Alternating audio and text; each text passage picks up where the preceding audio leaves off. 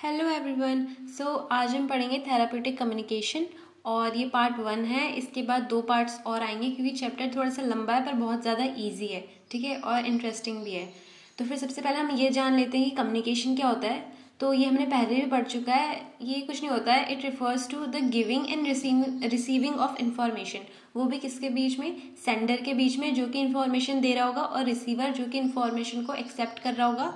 अब चाहे तो फीडबैक भी दे सकता है, ठीक है। तो हम इसका एक चार्ट जैसा बना सकते हैं कि यहाँ पे लेफ्ट में सेंडर होगा, फिर कोई मैसेज जाएगा बीच से, उसके बाद राइट में रिसीवर होगा और वो कुछ फीडबैक देगा जो कि मैसेज के जस्ट नीचे होगा, ठीक है। तो कम्युनिकेशन में क्या करते हैं, इन्फॉर्मेशन की शेयरिंग होती है between sender and the receiver, and the receiver अपना उसके परसेप्शन के अकॉर्डिंग वो उस मैसेज को मतलब लॉजिकली एनालाइज करता है, देन वो फीडबैक भेजता है सेंडर को।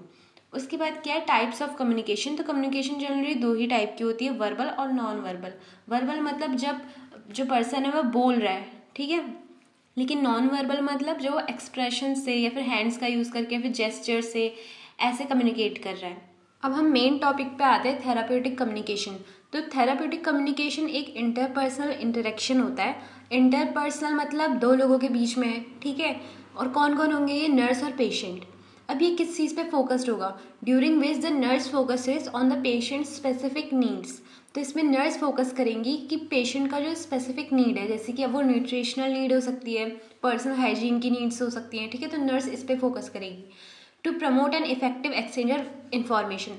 तो इस कम्युनिकेशन से क्या होगा, क्या प्रमोट होगा? इफेक्टिव एक्सचेंज होगा इन्फॉर्मेशन, किसके बीच में? नर्स और पेशेंट के बीच में। नर्स को ये पता चलेगा कि पेशेंट की क्या नीड्स हैं, क्या उसकी ज़रूरत है, क्या क्या क्या उसको इंटरवेंशन लेने हैं। और पेशेंट को भी काफ़ी चीज़ें पता चलेंगी कि जैसे उसकी केयर हो रही है, उसकी नीड्स फुलफिल हो रही है। तो एक्सचेंज ऑफ इन्फॉर्मेशन यहाँ पे हो रहा है, किस चीज़ के बेसिस पे? पेशेंट की क्या नीड्स है, उस पे पूरा फोकस है नर्स का यहाँ पे, ठीक है। और ये एक इंटरपर्सनल इंटरेक्शन है नर्स और पेशेंट के बीच में। तो फिर जो थेराप्यूटिक कम्युनिकेशन होता है ये कैसे हेल्प करता है नर्स को, ठीक है। तो ये काफ़ी सारे गोल्स को अकॉम्प्लिश करा देता है, जैसे कि ये नर्स और पेशेंट की एक थेराप्यूटिक रिलेशनशिप को स्टैब्लिश कर देता है। इससे हमें ये पता चलता है कि पेशेंट की सबसे ज़्यादा जो प्रायोरिटी नीड्स है उस टाइम वो क्या होंगी। और हमें क्या पता चलता है कि पेशेंट का कैसा परसेप्शन है, पेशेंट क्या सोच रहा है उस प्रॉब्लम के बारे में जो भी अभी वो फेस कर रहा है। और ये फैसिलिटेट करता है पेशेंट को एक्सप्रेस आउट करने के लिए उसके इमोशंस। जब उनके बीच में इंफॉर्मेशन का एक्सचेंज होगा तो जो पेशेंट है वो अपनी अंदर की जो फीलिंग्स वगैरह है, एंग्जाइटी, स्ट्रेस, वो एक्सप्रेस आउट करेगा। तो ये चीज़ें नर्स को पता चलेंगी कि क्या चीज़ें जो पेशेंट है उसके दिमाग में चल रही है, और पेशेंट को काफ़ी रिलैक्स्ड फील होगा। इसीलिए थेराप्यूटिक कम्युनिकेशन है, क्योंकि थेरापी मतलब ट्रीटमेंट ही कह सकते हैं हम, ट्रीटमेंट हो रहा है उसका कम्युनिकेशन के थ्रू। फिर है implement interventions design to address the patients need. अब जब इन दोनों के बीच में कम्युनिकेशन होगी तो नर्स को क्या पता चलेगा कि उसको क्या क्या इंटरवेंशंस लेने चाहिए अकॉर्डिंग टू पेशेंट्स नीड, ठीक है। नेक्स्ट है प्रिंसिपल्स और कैरेक्टरिस्टिक्स ऑफ थेराप्यूटिक कम्युनिकेशन। तो ये जो नीचे दे रखे हैं ये सारे प्रिंसिपल बहुत ज़्यादा इंपॉर्टेंट है, ये एग्जाम में आ सकता है क्वेश्चन, ठीक है। तो सबसे पहला प्रिंसिपल तो ये होता है कि जो इंटरेक्शन हो रहा है नर्स और पेशेंट के बीच में उसमें प्राइमरी फोकस किस पे रहेगा? पेशेंट पे। मतलब यहाँ पे मेन बातें नर्स के बारे में नहीं होंगी, पेशेंट फोकस्ड बातें होंगी, ठीक है, उन दोनों के बीच में। और एक प्रोफेशनल एटीट्यूड रखना है नर्स को जब भी वो थेराप्यूटिक रिलेशनशिप में आ रही है, ठीक है। और सेल्फ डिस्क्लोजर को बहुत कॉशियसली यूज़ करना है। सेल्फ डिस्क्लोजर मतलब अगर नर्स अपनी पर्सनल इन्फॉर्मेशन दे रही है, वैसे तो नहीं देते हैं, लेकिन अगर वो किसी थेराप्यूटिक पर्पज से दे रही है, ठीक है, पेशेंट का ट्रीटमेंट हो रहा है और वो सही है, तो फिर नर्स सेल्फ डिस्क्लोजर को यूज़ कर सकती है। वो भी बहुत कॉशियसली करना है, ठीक है, और जनरली नहीं करते हैं। उसके बाद अवॉइड करना है social relationship banana with the patient. उसके बाद मेंटेन करनी है पेशेंट की कॉन्फिडेंशियलिटी, मतलब उसकी जो पर्सनल इन्फॉर्मेशन है पेशेंट की उसको हमें किसी और को नहीं बताना है। इससे क्या होगा कि पेशेंट का ट्रस्ट बना रहेगा नर्स में। फिर है assess the patients intellectual competence to determine the level of understanding. मतलब हमें ये देखना है कि पेशेंट को कितना चीज़ें समझ में आ रही है, उस हिसाब से हमें पेशेंट को आगे जो भी हम चीज़ें उनको समझाने वाले प्रोसीजर से रिलेटेड, थेरेपी से रिलेटेड, ठीक है, ट्रीटमेंट मोडालिटीज इनसे रिलेटेड, तो फिर वो हम उसी बेसिस पे समझाएंगे कि कितना पेशेंट समझ पा रहा है। उसके बाद हमें इम्प्लीमेंट करने intervention from a theoretic base, मतलब थ्योरेटिक उसका कुछ बेस होना चाहिए। उसके बाद ही हम इम्प्लीमेंट करेंगे उसे। और हमें पेशेंट के साथ एक नॉन जजमेंटल एटीट्यूड रखना है। पेशेंट बहुत इरिटेटेड भी हो सकता है, अजीब अजीब सा बिहेवियर शो कर सकता है, क्योंकि पेशेंट यहाँ मतलब बीमार होते हैं ना, तो फिर कैसा बिहेवियर शो कर सकते हैं। तो हमें नॉन जजमेंटल रहना है, समझना है कि हाँ उन्हें प्रॉब्लम हो रही है। और हमें अवॉइड करना है गिविंग एडवाइस। हमें एडवाइस कभी भी नहीं देनी होती है, क्योंकि ये एक कह सकते हैं बैरियर या फिर फेल कर देता है हमारी थेरापेटिक कम्युनिकेशन को। उसके बाद है guide the patient to reinterpret his और हर एक्सपीरियंस रैशनली।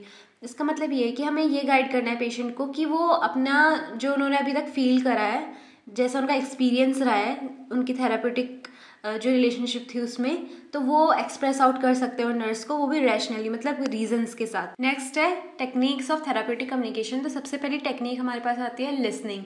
तो जो नर्स है वहाँ पे यहाँ पे उसको गुड लिसनर बनना है, ठीक है। अब वो कैसे बनेगी, अगर वो पेशेंट से जब इंटरेक्ट करिए तो उसे आई टू आई कांटेक्ट करना है, नॉन वर्बल कम्युनिकेशन करनी है, मतलब जैसे हेड नोडिंग कर सकती है, फिर जेस्चर्स के थ्रू, मतलब पेशेंट को ऐसा लगना चाहिए कि हाँ जो नर्स है वो इंटरेस्टेड है उसकी बातें सुनने में, ठीक है। देन ब्रॉड ओपनिंग करनी है, मतलब हमें ऐसे क्वेश्चन पूछना है कि जिसका आंसर पेशेंट बहुत ओपन फॉर्मेट में दे पाए, ठीक है। बस येस और नो में ना हो, पूरा अच्छे से पेशेंट एक्सप्लेन कर पाए, एक्सप्रेस आउट कर पाए अपनी जो भी प्रॉब्लम्स और फीलिंग्स है। फिर है रीस्टेटिंग। रीस्टेटिंग मतलब जैसे पेशेंट ने कुछ चीज़ बोली जो नर्स को लगी कि इम्पॉर्टेंट है और उसके थेरापेटिक पर्पज़ में काफ़ी हेल्प कर सकती है, तो नर्स उस चीज़ को रिपीट करेगी, उसी फ्रेज को, उसी सेंटेंस को, ठीक है। इससे क्या होगा, पेशेंट को लगेगा कि हाँ नर्स जो है वो यहाँ पे इंपॉर्टेंस दे रही है मेरी बातों में, और जो यहाँ पे इंपॉर्टेंट इन्फॉर्मेशन होगी पेशेंट से रिलेटेड वो नर्स को अच्छे से पता चल जाएगी। देन आता है क्लैरिफिकेशन। क्लैरिफिकेशन मतलब होता है कभी कभार पेशेंट कुछ ऐसी चीज़ें बोलते हैं जो कि काफ़ी कन्फ्यूजिंग सी होती है, ठीक है। तो जब नर्स उसको वापस से पूछेगी तो क्या होगी, वो चीज़ क्लैरिफाई हो जाएगी नर्स को भी और पेशेंट को भी कि आखिर पेशेंट बोलना क्या चाह रहा है। नेक्स्ट आता है रिफ्लेक्शन। रिफ्लेक्शन मतलब क्या होता है, जैसा दिख रहा है वैसा ही शो करना। मतलब आपको लग रहा है कि पेशेंट बहुत एंग्जियस हो रहा है, तो पेशेंट से जाके वही चीज़ पूछना है कि मुझे आपको देख के लग रहा है कि आप एंग्जियस हो रहे हो, क्या रीज़न है, ठीक है। तो मतलब रिफ्लेक्ट करनी है चीज़ें। इससे क्या होगा, पेशेंट को ये पता चल जाएगा कि नर्स इंटरेस्टेड है उसकी प्रॉब्लम जानने में और वो उसको हेल्प करेगी। और ये भी लगता है पेशेंट को कि हाँ यहाँ पे मुझे रिस्पेक्ट दी जा रही है, मेरी चीज़ों पे ध्यान दिया जा रहा है।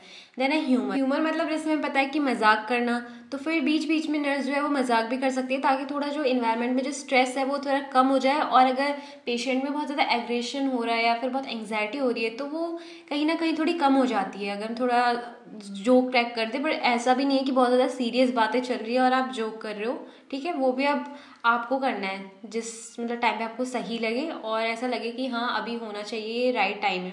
नेक्स्ट है इन्फॉर्मिंग। तो हमें पेशेंट को हमेशा इन्फॉर्मेशन देनी होती है, जो भी पेशेंट की थेरापेटिक नीड है, जो भी हमें इंटरवेंशन लेने हैं, जैसे कि मेडिकेशंस देनी है, तो उनके बारे में हम पेशेंट को इन्फॉर्मेशन देंगे और उनको बोलेंगे कि आप ये मेडिकेशन ले लीजिए और ये भी बताएंगे क्यों।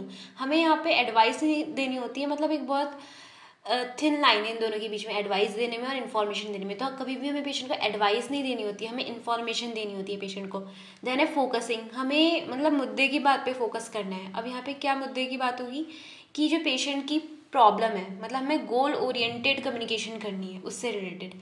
फिर है शेयरिंग परसेप्शन। कभी कभार क्या होता है कि पेशेंट कुछ और बोल रहा होता है, वो फील कुछ और कर रहा होता है, तो नर्स क्या कर सकती है, क्वेश्चनिंग कर सकती है, अपना परसेप्शन बता सकती है कि मुझे ऐसा लग रहा है, मुझे आपको देख के लग रहा है कि आप थोड़े एंग्जियस हो रहे हो, पर आप तो मुझे कह रहे हो कि मैं बहुत खुश हूँ, ठीक है। तो क्या मुझे और बता सकते हो इस बारे में। तो इससे क्या होगा, पेशेंट को पता चलेगा कि हाँ नर्स को अंडरस्टैंडिंग है पेशेंट के बारे में, फिर पेशेंट अपनी चीज़ें और एक्सप्रेस कर पाएगा बेटर वे में। फिर थीम आइडेंटिफिकेशन। इसमें क्या है, यहाँ पे थीम क्या होगा, हमारा थीम हमारी प्रॉब्लम ही है, जो पेशेंट को प्रॉब्लम हो रही है, तो हमें ये पहचानना है कि पेशेंट की प्रॉब्लम क्या है, इसीलिए हम यहाँ पे थेरेपेटिक कम्युनिकेशन कर रहे हैं। नेक्स्ट है साइलेंस। कभी कभार हमें साइलेंस का भी यूज़ करना है और पेशेंट को टाइम देना है अपनी इन्फॉर्मेशन शेयर करने के लिए। उसके बाद है सजेस्टिंग। हमें पेशेंट को चीज़ें सजेस्ट करनी है, जैसे कि अगर किसी प्रॉब्लम हमने आइडेंटिफाई कर ली है, अब हम सॉल्यूशंस ढूंढ रहे हैं पेशेंट के साथ मिलके, तो हम सजेस्ट कर सकते हैं कुछ सॉल्यूशंस पेशेंट को।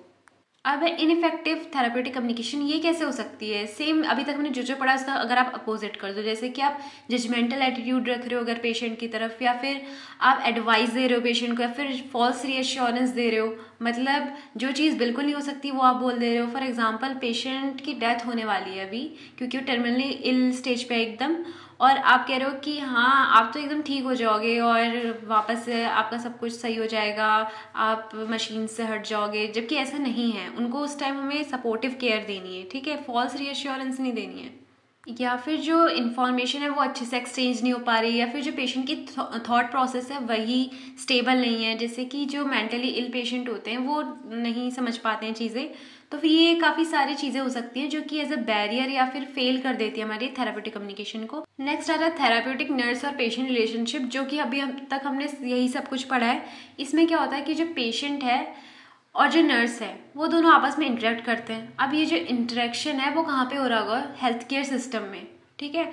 और इसमें क्या हो रहा होगा, जो पूरा फोकस है वो किस पे होगा, जो पेशेंट की केयर नीड्स हैं उस पर। अब आते हैं टाइप ऑफ रिलेशनशिप्स। तो जनरली 3 टाइप के रिलेशनशिप्स होते हैं, या तो सोशल रिलेशनशिप होते हैं, या फिर इंटीमेट रिलेशनशिप होते हैं, या फिर थेराप्यूटिक रिलेशनशिप होते हैं। जैसा कि इनका नाम है सोशल रिलेशनशिप, तो सोशल रिलेशनशिप में क्या होगा, जहाँ पे भी सोशल इंटरेक्शन हो रहा है, फॉर एग्जांपल फ्रेंड्स के बीच में।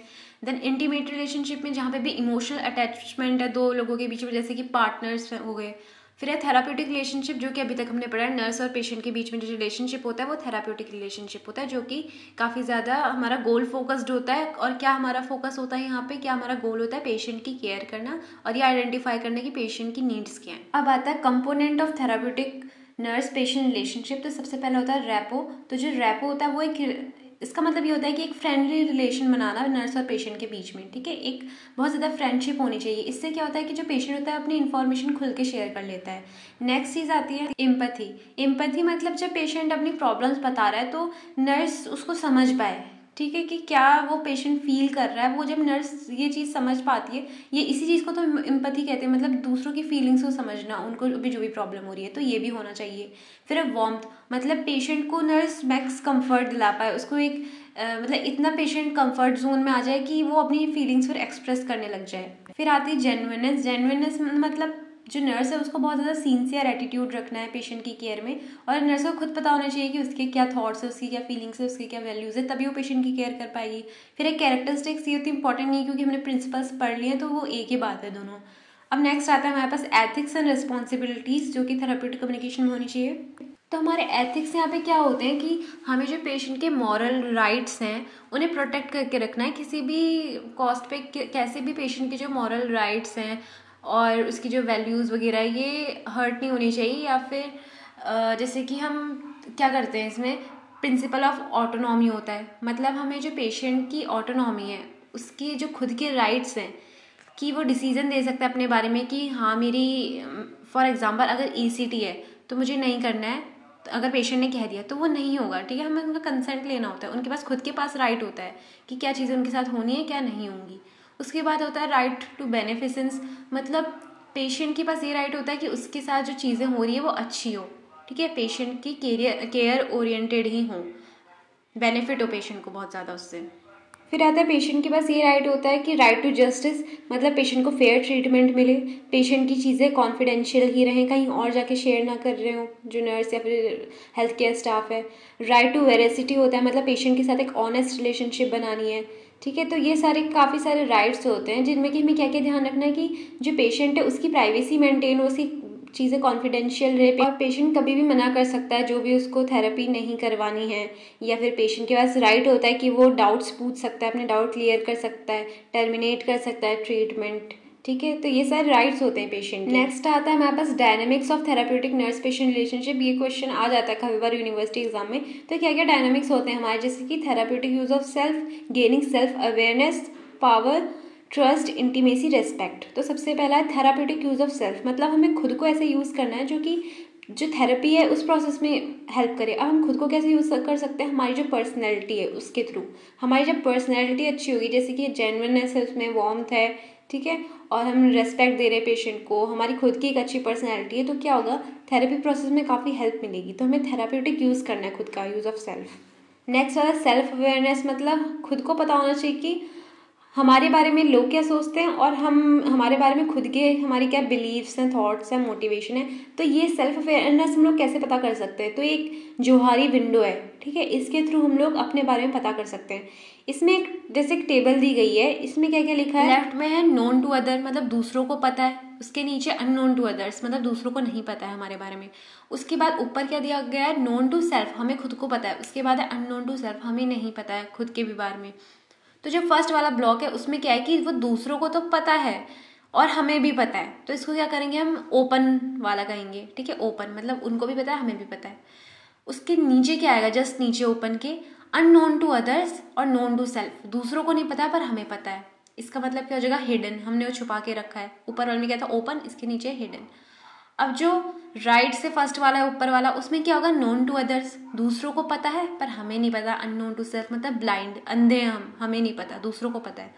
उसके जस्ट नीचे क्या आएगा, unknown to others and unknown to self, ना हमें पता है ना दूसरों को पता है, तो ये क्या हो जाएगा, ये हो जाएगा अननोन, ना हमें पता है ना उनको पता है। बस, तो इतना ही था हमारा उसमें। उसके बाद आता है पावर। तो यहाँ पे पावर किसके पास है, हमारे नर्स के पास है। और उस पावर को नर्स कैसे यूज़ करेगी, एक पॉजिटिव वे में। यहाँ पे पेशेंट की बहुत ज़्यादा एडवांटेज नहीं लेनी है, या फिर थेरेपेटिक कम्युनिकेशन को नेगेटिव वे में नहीं ले जाना है, ठीक है। उसके बाद है ट्रस्ट। पेशेंट के अंदर एक ट्रस्ट बिल्डअप हो जाना चाहिए नर्स से रिलेटेड। इससे क्या होगा कि जो थेरेपेटिक प्रोसेस है वो काफ़ी अच्छे वे में जाएगी। फिर है इंटीमेसी। इंटीमेसी उस सेंस में नहीं कि जैसे पार्टनरशिप में होता है या फिर हमारे इंटीमेट रिलेशनशिप में होता है, ठीक है। इसमें क्या होगा कि पेशेंट के अंदर एक ये बिलीफ आ जाएगा कि हाँ मेरी केयर हो रही है, और ये काफ़ी फिजिकल, साइकोलॉजिकल, स्पिरिचुअल और ये सारी चीज़ें के बीच में काफ़ी अंडरस्टैंडिंग हो जाएगी नर्स और पेशेंट के बीच में। उसके बाद है रेस्पेक्ट। जो नर्स है उन्हें पेशेंट को रेस्पेक्ट देनी है। इससे क्या होता है कि पेशेंट को फील होता है कि उनकी केयर हो रही है, और वही है कि लास्ट में जो थेरेपेटिक प्रोसेस है वो काफ़ी अच्छे वे में जाएगी और काफ़ी अच्छे से पेशेंट की केयर हो पाएगी। तो ये था पार्ट 1, काफ़ी बड़ा हो गया आई नो, पर आप 2x की स्पीड में देखना। अब तो खैर ख़त्म हो गई वीडियो, लास्ट में बोल रही हूँ, पर स्टिल तो ईजी है, काफ़ी ज़्यादा टफ भी नहीं है। So that's all for today, okay bye.